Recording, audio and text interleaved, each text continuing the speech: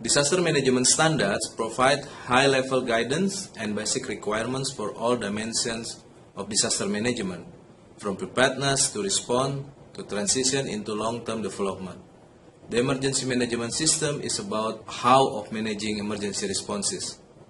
In a way, EMS is one resource that helps us achieve the standards for response.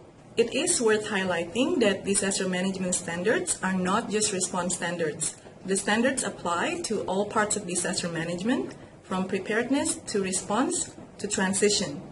The standards guide high-level decision-making and outline basic requirements.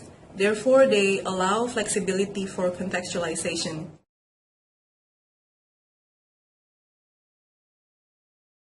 Disaster management standards are as important for the entire national offices as much as it's for the HEA ministry. I personally always carry wherever I go for work.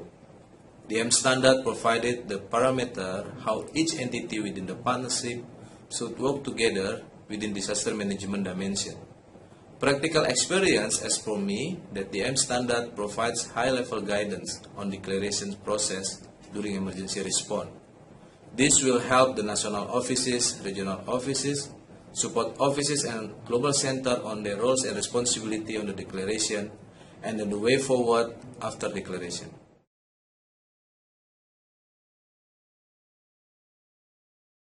What the EMS does offer, which we did not have in the past, is the organizational level agreement and clarity on functional roles and responsibilities within the response management and how all the functions fit within the response structure and how they relate to each other.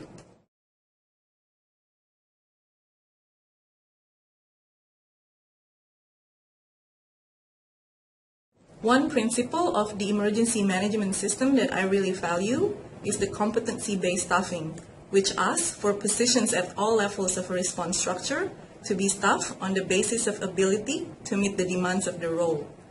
During an emergency, this principle authorizes the response management to place the right person in the right job, regardless of existing structures or seniority. This principle is also valuable for the preparedness phase, as it promotes competency-based capacity building at the national office level. My experience in applying emergency management system principles in emergency response vary from one response to the other. Practical example that I would like to share here is the span of control and unified command in my capacity as response manager. Working with too many bosses creates confusion on the operational level and can leave the field with no one in charge situation.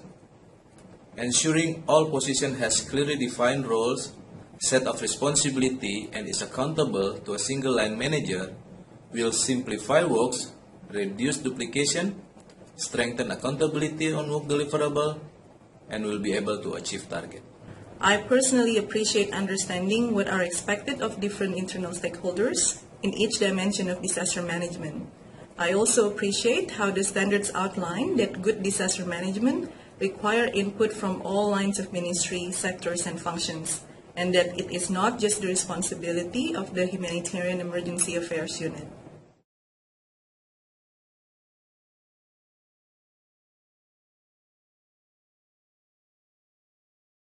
One funding source available for emergency responses is the use of up to 20% of ADP budget. We need to keep reminding ourselves of this funding source. Certain conditions to use this funding is applied, including responding within ADP's area of intervention.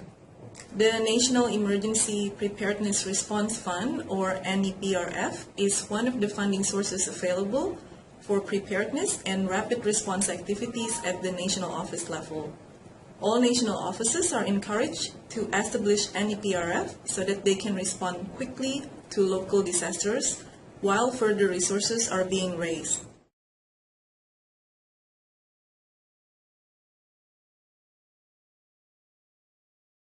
Each national office can determine the amount of its NEPRF funding based on the country risk context, and this amount has to be maintained. Each national office can develop its own protocols for utilization and replenishment of the NEPRF funding with reference to the partnership policy.